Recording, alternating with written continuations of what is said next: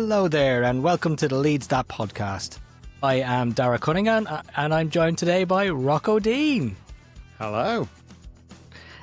Before we get stuck into today's podcast, we would like to thank our sponsors, Bass and Bly. Bass and Bly for all your camera needs. They stock all the best brands, including, Rocco, Nikon, Zeiss, Leica. Swarovski. I'm a bit rusty here. Swarovski. I'm just trying to remember my dad's song. It's completely gone out of my head now. Oh, he's not going to be happy with you for that. No, I know. And you can find them at 6 Beulah Street in Harrogate. They'll also take your old gear and sell it if it is in good nick, of course. But a big thanks to Bass and Bly for long-term sponsorship of the pod. Are you enjoying your camera? The camera, I love my... are we pronouncing that right? Because is it? I think it's a charmera as opposed to a camera. It's a charmera. That sounds better. I was going to just call it a keyring camera, and then there's no debate to be had. We need to check with Justin, don't we? Yeah. We'll get a VAR test check on that. You can tell I'm rusty. I've been off for a little while. Actually, and on that subject, thanks to everyone who sent lovely kind messages of condolence from her mother who sadly passed away there about a week and a half ago. It means a lot to me, and really the reaching out to the community has been great. And I also want to take this moment to thank James and Rocco in particular, who've been there for me not only on the phone, but obviously some lovely messages on the pods as well. And I know my whole family appreciate that. But should we tell them the funny story about what happened on the day of the wake, Rocco? Do you think that would be appropriate? Absolutely. Yeah, when James dropped you from the podcast. James, I think, had a panic attack on the podcast. So for anyone who nobody knows, but we'll tell you this anyway because it's a funny story. So James and Rocco recorded the podcast last Sunday, and that was the day of the wake. And they recorded it just as the wake was finishing. My brother Steve must have had his phone in his hand, and maybe the notification came up, and he just went to hit off the notification. But he left the group by accident. So when James looked at it, he'd seen notification of the podcast, and the first thing he sees is Stephen Cunningham has left the group. And he thought, the panic set in. He thought, oh no, what have we done? We've upset the Cunningham family. We've upset the Cunningham family. So next minute, I get a text of grovelling apology and panic from James. He'd obviously been on to you as well. He said, you started to spiral as well. Yeah, absolutely. And then, he ended up pulling the podcast until he got the green light from the Cunninghams. Yeah, we're sensitive souls. You're very sensitive. We just laughed. But yeah, he pulled the whole podcast, took the whole podcast down. And I spent the whole evening trying to calm him down to say, James, it's absolutely fine. What you said was lovely. We appreciate it. So funny. And actually, he's gotten more trouble for pulling it because I think Shay woke up at 2 o'clock in the morning, couldn't sleep, and he went to look for the pod and it wasn't there. So he was really annoyed that you hadn't put out the pod. But no, thanks to yourself and James for all your support over the last few weeks. Obviously, it's been a bit of trying time, and will probably continue to be for a while, but my mum was a big Leeds fan. She supported all her kids being Leeds fans, and doing this pod and talking about Leeds is a bit of a sanctuary at the moment. So happy to be back here and getting stuck in again. So Rocco, Everton last night, their new shiny stadium, the Hill Dickinson Stadium, I believe it's called. Yep. Leeds' first visit there. Our record at Goodison Park probably isn't great over the last few visits. What did you make of the team selection? I thought it was quite interesting actually. I was quite busy, so I never saw the Twitter reaction, but apparently everyone was thinking it was too defensive. But it's sort of what I expected. I think it makes sense to have one less attacker with Okafor dropping out. Very solid midfield, but we know that there's a threat there from Stack. So I was quite happy. Disappointed about Goodmanson, but apparently it's not too bad. Hopefully he will be back, but I think we'll talk about his replacement a bit more later on. But I think it was absolutely fine. I trust Aaronson now to basically tear teams apart because he's so good. So I had no problem. Yeah, we'll come on to him later on, all right. I think I've more apologies to make there with regards to Aaronson. Even though I've already apologised, I've got to apologise again. He's getting so good. For me, I thought I was a bit surprised Gruev was still in the team. Not that he's done anything wrong. I just thought it was a good opportunity to bring Longstaff back in, who I do think is a level above Gruev. I think actually on his day he's a level above everyone in our team, as we've seen. So I was surprised he wasn't integrated. And the other big surprise for me was to see Sebastian Bornau in the centre. Although I suppose it makes sense, these kind of foreign players are more used to the back three. And I thought he was excellent actually on the day. Yeah. For me, I thought he was man of the match, even though I know he didn't get there for the goal. It was a hell of a finish from the other guy. We'll talk about that. I thought Bornau was excellent in the centre of that back three. What do you think, Rocco? I liked him. Yeah, I liked how physical he was. He was commanding enough. Yeah, I mean, the guy got in front of him for the goal. You see it all the time. It happens. This is how teams score goals. I wasn't annoyed about that really. And he made that goal-saving block as well just before that. Incredibly important. Yeah, there was one challenge on the edge of the box that he got away with, but that wasn't particularly clever or good. Yeah, I was surprised actually, like you say, to see him in the centre. I would have thought he'd have been on the right, but Rodon's been so good on that right side. It's probably not surprising when you think about it. But yeah, Bornau's good. I like him.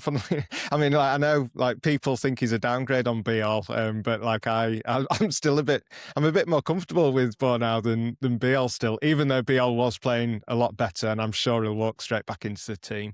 But I think we're doing all right for centre backs. Not displeased. No, I think for 5 million, you've got to say Bornau was a steal. He looks like a good, decent Premier League centre back, and he can play in multiple positions. Obviously, he's done right back for us, did okay there. He's done right centre back, and he's done the middle of a back three. And I think that was probably his best performance, as you mentioned. Yeah. That goal saving one against Ndai, that was going in. There's no doubt about it. And as soon as Ndai cut inside on his left, you could see Bornau read it immediately. He knew exactly where he had to be, where that ball was likely to go, and he got across. I just think, yeah, wonderful. Now for me, be all the way, but great to have 4 quality centre backs, and fair play to Sebastian Bornau coming in at 5 million quid into the Premier League, not playing a lot for 3 or 4 months, and being seamless when he is called upon. Yeah, and we've seen it before with Farke, haven't we? Some of his signings, like Gruev, we didn't see him whatsoever for many months, and can't think off the top of my head now. But yeah, it's happened, and I think credit to Farke, he's got a bit of a knack of keeping people happy, keeping them hungry, and then when they finally get the chance, they come in and they do the business. So long may that continue. Yes, absolutely. But long way may also continue, if that's even a proper sentence. You can tell them a little bit out of practice. I've still got serious brain fog. Was how we got into them at the start. I mean, that first half performance in general was brilliant. But I mean, for an away team to tear into an established Premier League side, what a performance in the first half in general, Rocco. Really front foot football, getting after them, high up the pitch, pressing. Some of the triangle football we were playing, 1-2-3s, third man runs. I thought we were brilliant in the first half. Yeah, we were amazing. I thought I was just getting completely carried away. I was thinking, Europe, here we come. Even the one-touch passing, like 5 or 6 passes, one touch in a row, just pinging it around, just looked so assured. By miles the better team, looked dangerous, looked solid. But yeah, the football, the way we were knocking it around, the patience, everything about it, I just absolutely loved. It's amazing as well to think the football that we've seen from Farke. I remember in the very first season in the Championship, obviously we've got better players now, but the tendency to just play one man passes, we wouldn't switch the play ever. It would be, the left back to the left centre back to the right centre back to the right back. It was very, very methodical and slow, and something that annoyed a lot of people, including myself. But it just goes to show, he was building something, and, we're sort of seeing the fruits of that now. And we saw that in the first half. We were absolutely superb. I did wonder whether we would be able to keep it going second half. Obviously, Everton were gonna come out, but yeah, at half time I was over the moon, and yeah, we got the goal. Probably should have had a second as well. We were unlucky, weren't we? But yeah, it was a joy to see, and was it better than Newcastle? Probably not, but it was very similar. So I was delighted. I thought it was slicker than Newcastle. I thought some of our interplay was even better, and we looked more solid at the back. Obviously, we didn't cut them open quite as often as we did against Newcastle. But I thought it was a really great performance. And I suppose we'll go straight into Aaronson. I thought he was at the hub of everything. I mean, obviously, look, I was the number one Aaronson hater for 3.5 years. I think one of the last pods I was on, I put my hands up and said I got it wrong. He's been playing great. So my nephew said to me yesterday, "Oh, Medford Messi," and I went, "Just Messi." Like, there's no point in like trying to make it funny anymore. Like, he's so good. He's at the centre of everything Leeds do very, very well at the moment. He's strong. He's actually almost aggressive as well. So I'm flying into a sliding tackle at one point. He's starting to hold players off. I can't remember who it was we played last time, whatever it was last Sunday. And he got the ball. He beat two players. He knocked it in. A defender came across. And ordinarily that defender would have took him out. And you see him putting his arm across and blocking the defender. And he's just getting bigger and stronger. Everything he's doing is right. There was even a case yesterday where in the first half, 3 players around him. He fell to the ground and you thought, right, well, that's typical Aaronson. And then while he's on the ground, he scooped the ball up and ran zigzag between the 3 of them again. And he's just like, whoa, who is this guy? That's the thing, I was going to say, when he gets knocked down, he's no more turning to the ref, putting your arms in the air. He just gets up and gets on with it. You know, even if he's lost the ball and he's not got the decision, he just gets up and he sprints away to get the ball back. It's amazing. I absolutely love him. He's one of my favourite players. The first touch that he did from the goalkeeper's kick that ended up setting up the chance for Calvert-Lewin. I mean, no one even mentioned it. Like, the commentator's just like, oh yeah, the ball comes to Aaronson. That was unbelievable first touch. Like, to take it down and to turn with one touch, it was it was genius. Yeah, he's just fantastic. The greatest American footballer of all time, no doubt. Isn't that Brett Favre? Nope, not anymore. That's American football. It's a completely different sport. Okay. But that touch, everyone. I watched it with some family. We got together for it. I mean, I'm coughing my lungs up, but I'm absolutely. I was trying to think of an appropriate word for really, really tired. You can guess what word I wanted to use. And everyone in that room just went, whoa, like, what the hell was that? But before that, it was also his vision. He had a ball on the edge of the box, and out of nowhere, he spots Jayden Bogle flying into a position, and he plays a perfect ball into his path. Bogle goes to whip it across the box. I thought he could have had a shot, to be honest. Yeah. But he whipped it across the box, and they managed to clear it. And that was the start of Leeds building momentum into them, which led to the goal, which again, thought Aaronson was really clever in as well. So obviously, Rodon goes up for the header, wins it cleanly. He didn't touch the other guy. I don't know what the hell that was about. Little jinky 1-2 down the line between Stack and must have been Bogle, wasn't it? If he's decided Rodon. Bogle. I think it was.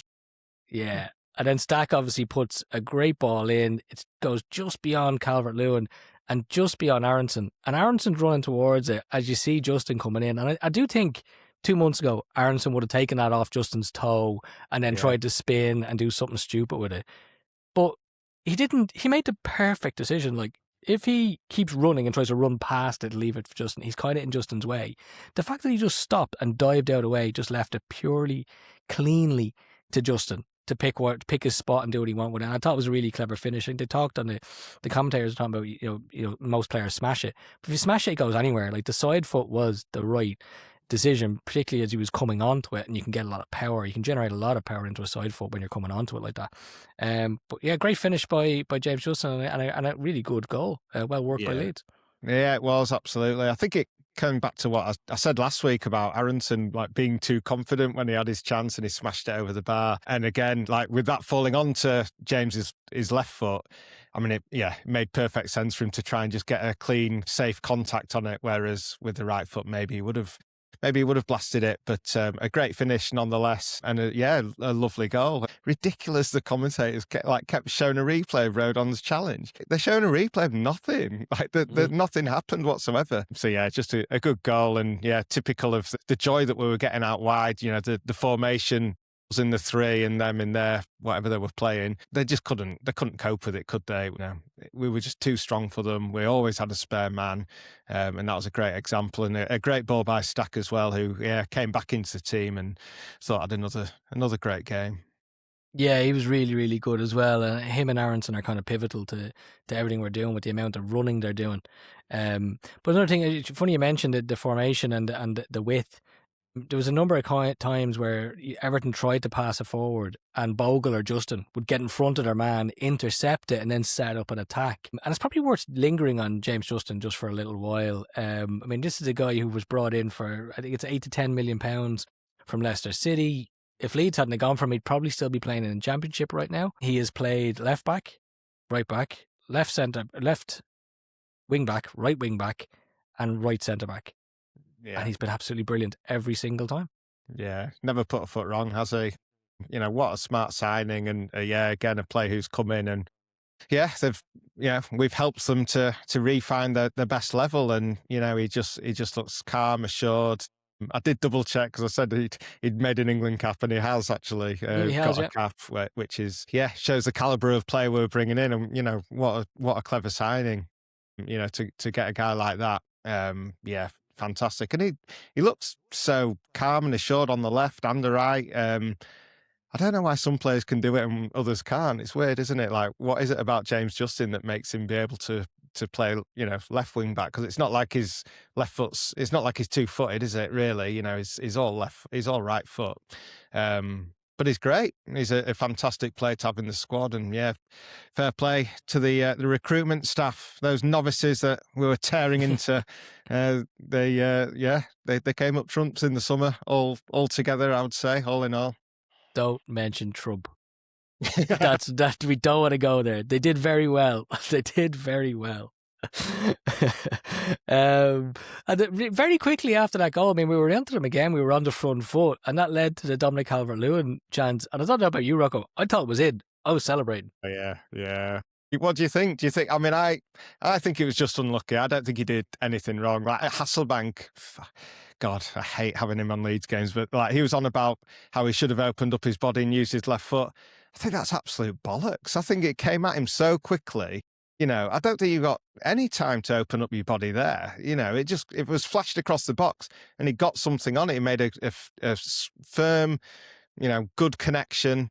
Managed to poke it past Pickford. It's one of those where if he scuffs it a bit, it probably goes in the opposite corner. And it did everything right, but it hit the post. Yeah, for me, it doesn't even go down as a missed chance, really. It was a chance, but it didn't go in. No, pure luck. That's all that was.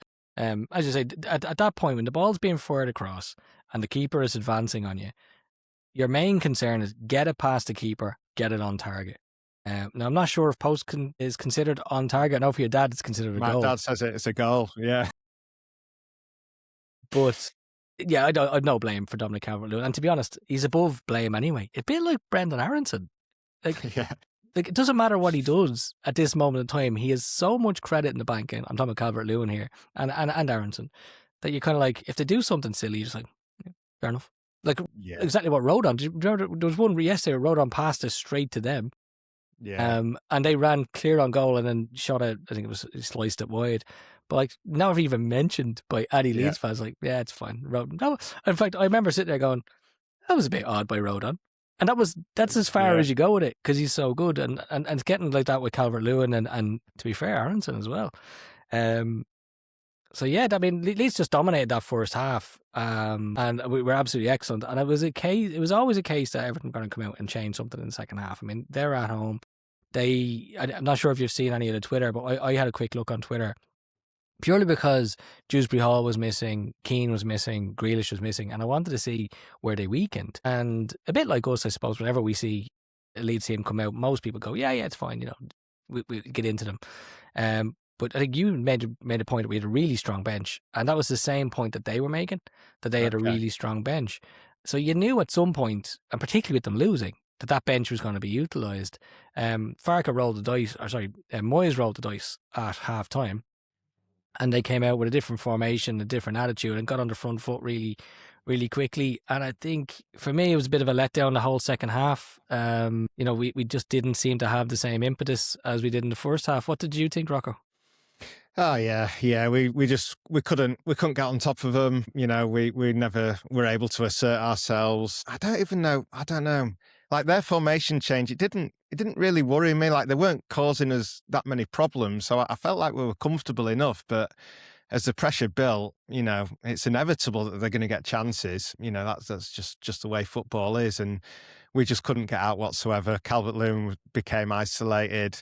Aaronson didn't have as much energy as he had originally. I suppose they had an extra defender, which probably did make a difference to our inability for anything to stick up front. And while we were in good shape and we were holding the back line okay and not looking like they were going to tear through us, I suppose the one thing that their formation change did was, it restricted us from knocking it around so easily. And we didn't really have any possession, did we? I don't think, did we have any chances at all? I think Stack had one where he had a left footer. He didn't catch it right, did he? Not quite, no.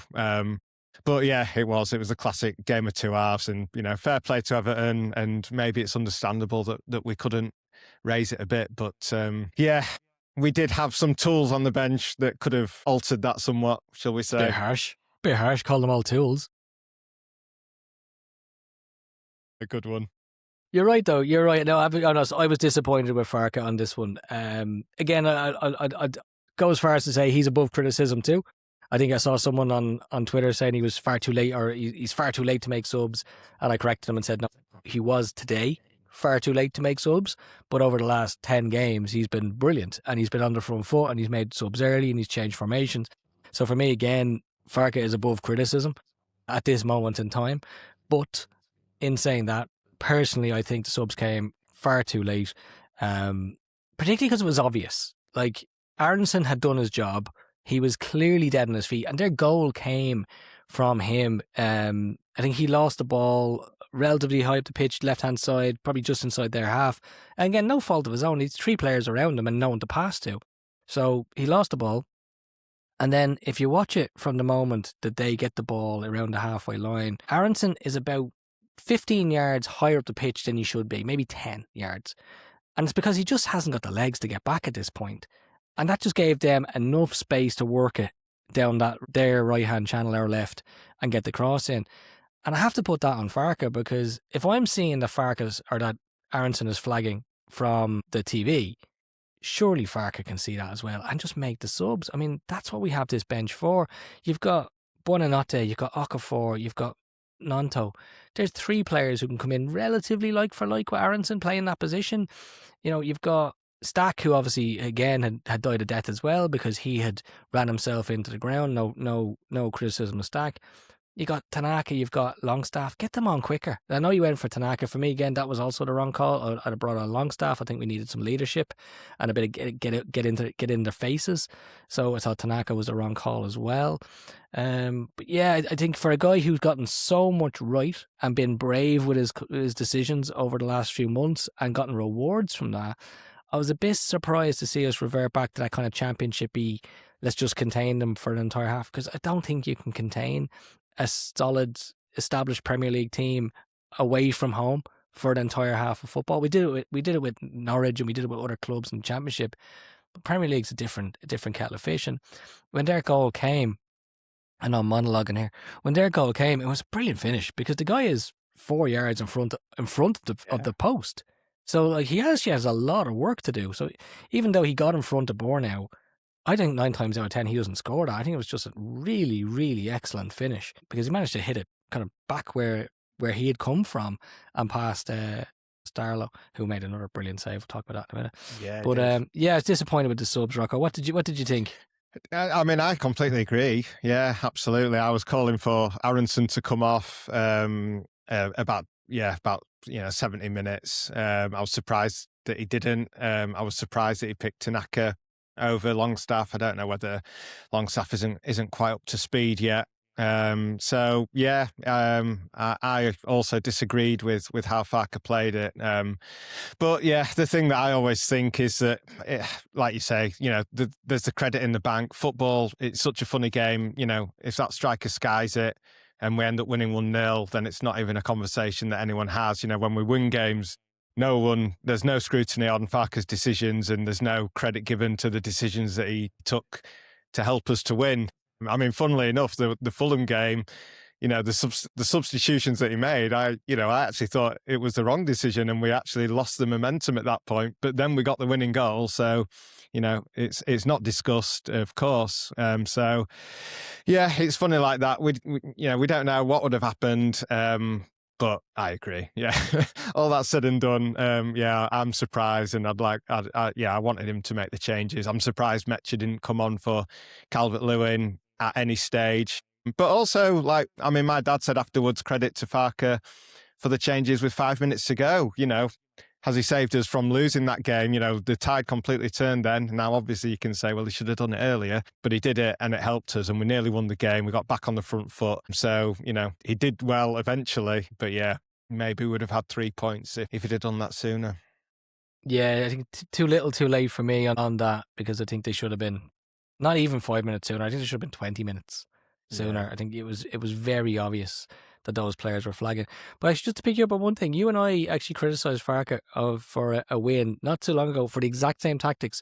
West Ham at home. Yeah, I thought 2-0 up, and we sat back for the entire second half and we got away with it.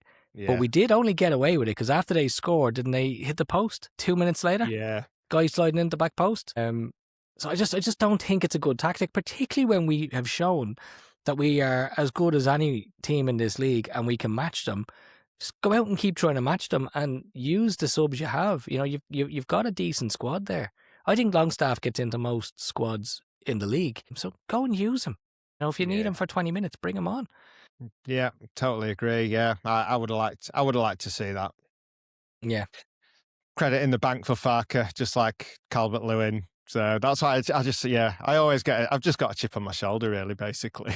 I hate the Twitter avalanche that comes, every time that we don't win. It's always Farke's fault. And even though I agree with the specifics, I will always stand up for the manager because I think he's doing amazingly well. And look how he's got us playing. Think about all the other things that he's doing incredibly well versus these little things that cost us 2 points every week.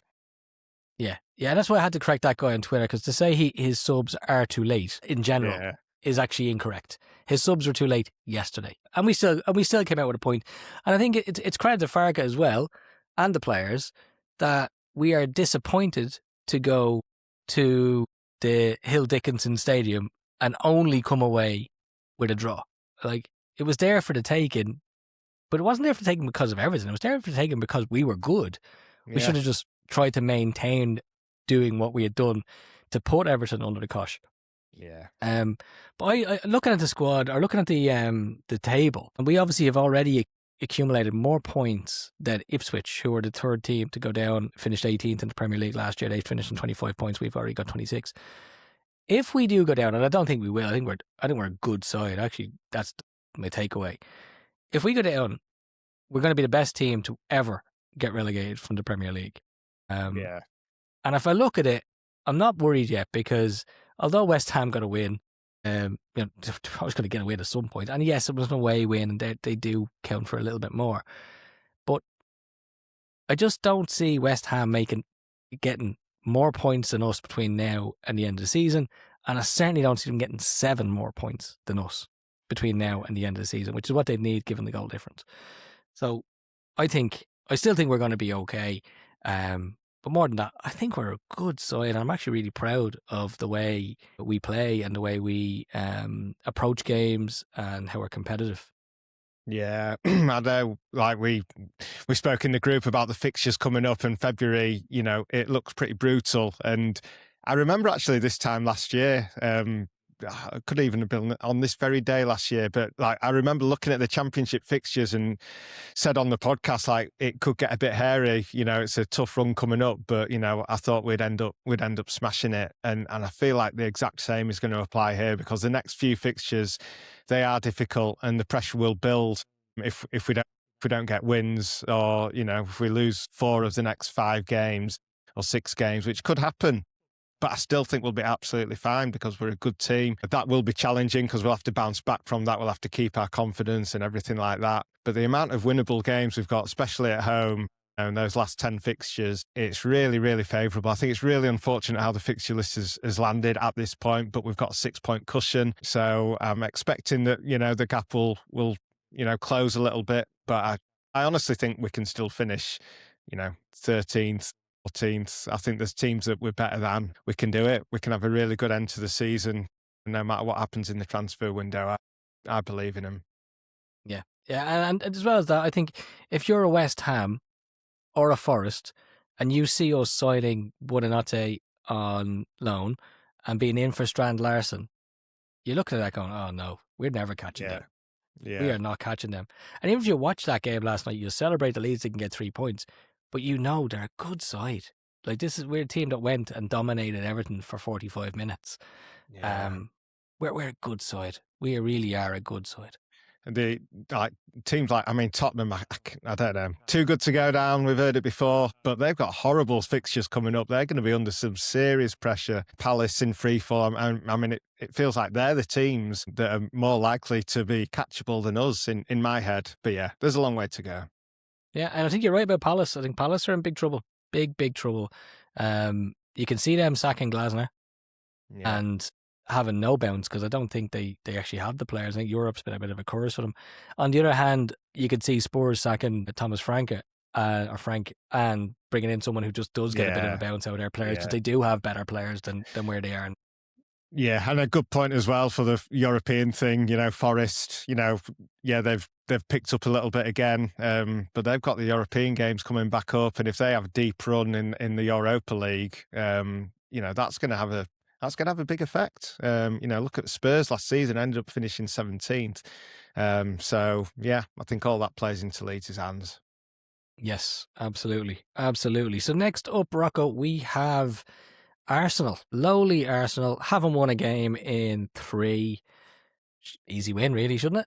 Yeah, no problem. Top of the Champions League group, top of the Premier League. But all we have to do is defend set pieces, and we'll be absolutely fine. Isn't that right? That is right. So I found a piece on Instagram that showed that Arsenal have only won 2 games all season where they did not score in a set piece. And I think of all the games they've lost or drawn this season, they haven't scored a set piece. So it appears that set pieces are the makings of Arsenal. Over 30% of their goals have come from set pieces. And we are big Leeds United FC. So I don't think we'll miss Beal. Bornauw's a big guy if he retains his place, which I expect him to. And I expect us to be really solid from set pieces. So, yeah, bring it on. And there's no Rodrigo to send Saka clean through, is there? But now I must admit, like all the discourse around the set piece thing for Arsenal is worrying me. I'm feeling like they're just going to go out and smash 4 open play goals in against us just to even things out a little bit. But it's a tough game. I was so shocked to see their top scorer's got 5 goals in the Premier League, which is crazy. Guy Okerez has got 5 and 2 were against us. Is that right? So he's only got 3 other games. That's crazy. But they're an amazing team. They're so solid. I do think they're the best team in Europe at the moment, even if they've lost the last couple of games. Regardless of the set piece thing, that's part of football. So it's going to be really, really difficult. Saturday, 3:00. That's a funny one for such a big game. But I'm looking forward to it, and I'm confident. I feel like we can put up a good fight. It's a very hard game for them as well, and let's see what they're made of. Yeah, nobody's going to fancy coming to Elland Road. Nobody. I agree with you, Rocco. I think Arsenal are the best team in the league. I cling to clearly favourites. If you're best team in the league, you're favourite for every game. But they're not looking at this and going, yeah, handy 3 points here, lads. They know they're going to be in for a game. With regards to the set pieces, sometimes you can defend all you want, but if Declan Rice puts it on someone's head, which, I mean, that one for Timber in the first game, like it went literally between Rodon and Stroke and landed right on Timber in the middle. It was inch perfect. So we'll do what we can do, but I certainly wouldn't be giving him too much respect, and that's why I'd like to see Longstaff come in for this one, because I think he's one of those ones who, we might recall, if earlier on the season got the players together and said, don't be giving these guys too much respect. And we need to get into them. And I'd like to see that extra additional leadership on the pitch for such a tough home fixture, where we will be effectively under the cosh for a very, very long period of time, which is not something we're used to at Elland Road. Yeah, exactly. Yeah, need heads on it and just give it our all. Get at them. Can we get the first goal? Sneak an early goal, and then look to do what we did against Everton, but successfully this time. And maybe Darlow can have the game of his life, because I thought he was really good again last night. And what a save against Barry, that outside of the foot shot. So, I mean, if he can... Yeah, it was brilliant. A full stretch. I think someone said he expected him to make it. I was like, yeah, your point. He was what you call it, there was someone in front of him, so you couldn't see it coming through. And then he was at full stretch. And then he also managed to push it aside so it didn't come to the onrushing attacker. So, yeah, brilliant. Well done. And even the follow-up as well was like a hard shot, powered at goal, like, seconds later, and he held on to that one. That's being parried behind by most goalkeepers, naming no names. It's funny you mentioned that. That's exactly what Shay said. Shay said Perry would have punched that. Yeah. He's good. He's confident. I'm happy. Yeah. Keep him goes in to there. show. It's not that hard to get a good keeper. Yeah, our reserve championship goalkeeper coming up trumps. Yeah. Sorry. Yeah. Just leave the politics out of it. We're a football podcast. So I think that's it from me. Rocco, have you anything else you'd like to bring to the table? No. Have a lovely week, everyone. Yeah, have a great week, everyone, and we will chat to you after the Arsenal game, and hopefully our fearless leader, James, will be back. Thanks very much for listening, and take care. Marching on together.